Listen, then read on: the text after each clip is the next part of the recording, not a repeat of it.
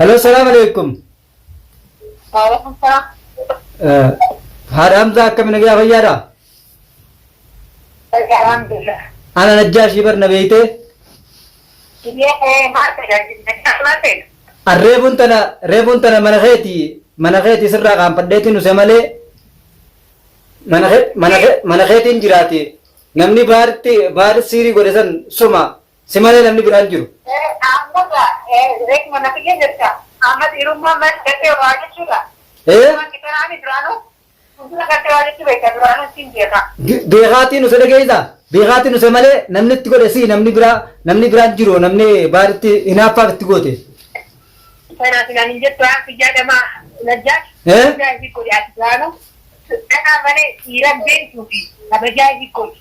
nama dhalaa firraa dhorkee dhiira firraa Soalnya di dalam cakap penuh beda. Saya beda ke duranno. amma siitti godhe moo atitti hin goone siirii tana sumaaf godhe namni biraa tokko hin jiru. Siri kawan siri si sini si sekarang ini internet lama berapa jadi umat Islam umat nabi dunia sama. akkana malee gabbee dhalaa biraa hin laallee fi itti goote batiyaa. Berapa kali itu awal kali itu lagi negara kerja ini kerja itu kerja. baar nagayaan jiraachuu jira gartee osoo hin fuudhin ni fuudheenoo. assalaamu alaikum warahmatullahi wabarakaatu hordoftootaa fi daawwattoota keenya salaamtaan jirtan onne irraa burqite bakka jirtan malatti qilleensarraan isin hageessu jecha maal qabattee dhuftee jechuun keessan hin oolamu wanniniin qabadhee dhufe har'aan tan akkuma laaltanii gartan sanitti viidiyoo fatee irraa mare gartanii waa'ee gartee dhukkuba baarirraa baar maal keessa jira baar akkamit dhukkubee waan tana dhukkuba baar kana akkamirraa laaltaa jeetiin gartee haadha mana isaa Fatiyaa dhaqee gaafadhe. Fatiyaa dhaqee gaafannaan Fatiyaan waan tana siitutti godhee jee jennaaniin Fatiyaa siitutti godhee siirii sanatti godhee baar siitu akka maraatu godhee jee gaafannaan Fatiyaan naan lolte. Galaana waan keessa jiru goosaa jedhan Oromoon. Waan keessa jiru goosaa.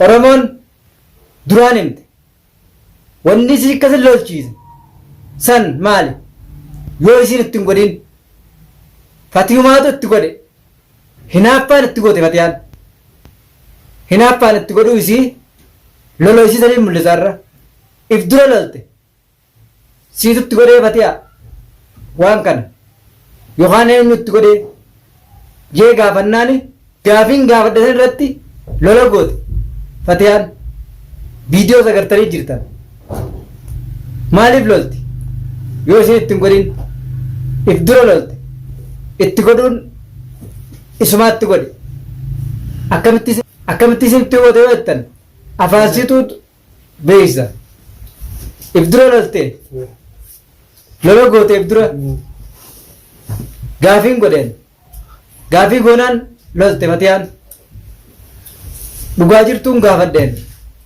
waan kana yoo ittiin godhin baar kun sii wallaale Fatiyumaa hoo haadha mana isaa kanaa wallaale baar ni wallaale isuma tanaa tokko isiis wallaale akka jaartii taanis wallaalu godhe malee eenyutu akkas godhe namni biraa hordoftoota keenya dhugaan jirtu tanum Fatiyaan dhugaa jirtu san haa himtu Fatiyaa bilbilaas itti bilbileetiin hordoftootaa fi daawwattoota keenya ani baariin laaluudhaaf mana isaatiin dhaqe baar maal keessa jira haalli fayyaasaa akkamii jeetiin gaafadhe san keessattiin iccitiin irraa baase immoo gaafannaan ni lolte gaafannaan baar maal keessa jira baar kana maaltu waatti godhee jennaan loltee if dura lolte firraa balbalchuuf akkasin lolti firraa balbalchuuf lolti afaan sirraa mul'atti isin itti godhuun kanaafuu mee itti bilbileetiin gaafadhaa daawwattootaa fi hordoftoota kiyya Fatiyaanis waan jettu anuma faana tura ittiin bilbila hunoo isiis.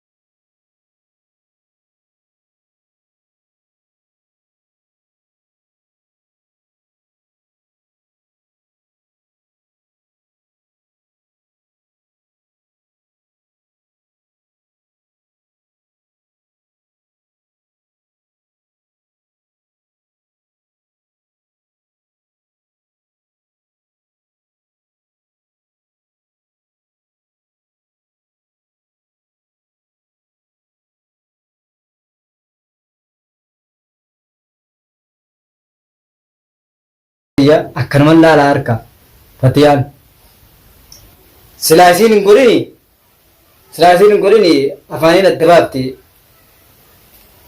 bilbila kee kana qaabte amma dhugaa itti himuu deemaan dhugaa jirsan takka takkatti itti hima Fatiyaan mana warra nafaana tura. Saya jati kayak berat sendiri, wallahi billahi kabajang kabani kabajang kabani. Sekali raja di surga apa sih? Nanti mau saya beberapa. Kalau ini tuh mana biar nama nam takkan sendiri kabilan.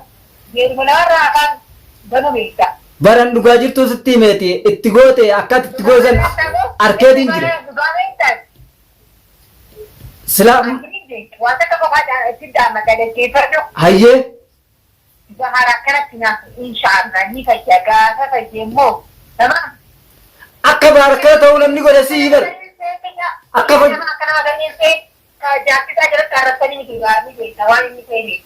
akka fayyuu akkam fayyina gootee bar akkam fayyina sii godhee bar akka fayyu goote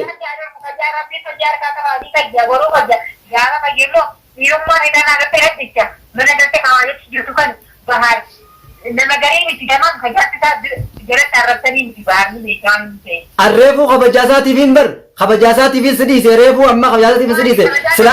Ani mana biqiltaa keessatti ni qophatte malee fila samataa si basheessu nattoo dhagbaata ka duniyaan shiitatti kan seerati yerummaa kan qabatte afaanii kan itti haasaitan ati jaatiseetu bar jira seer jaalkeetu. Arra mul'attee jirta arra dhugaan baaris arraan tana baate akka ati siiritti goote. Jaartii keessa koo kabajaa qabdi bilee tajaajila kabajaa qabdi jira. Dhimma jaartii keessa natti jedhan dhalaa qabeen hundumtumaa oolaa fidan. Intala arrabbii itti maqaa nyaatte. Ati ammaan tana akka ati goote afaan kee kanaa hima. Afaan kee kanaa nuu sila ati godhuu baatte akkatti loltu ani hin goone jetta. Himu jirta if dura lolu jirta. Koo dhiira filataanii dhiira taatee fila namatti na dhaabbatee waan akkana jetteillee wayya dhiira keessa dhiirummaan qabdu. Isaaba dhiira keessa jirtu ati isaaba nadhoo keessa jirtu ati heera. Beekaatiin akkatti. Asoo beeraa kana geessu. Beekaatiin usee si dhaggeeffachuu jira useetiin si dhaggeeffachuu jira isin ifumaatti. Beerumaa ganda keessa deemi yoo beerre haa ta'u haasa'e nadhoo ati beerumaa kan qabdaan hojjaatudha wallaa nadda manichi sirraa qabatee eeggooti immoo beekaatiin munukaan isaatti si dhabu jira munukaan isaatti si dhabu jira kan kana beeki. Amma siirii baarii gootan irraa yoo baadhuuti yootis jiraatte Fatiyaa irraa yoo baadhu nagarta ijoollee biyya galchina ijoollee.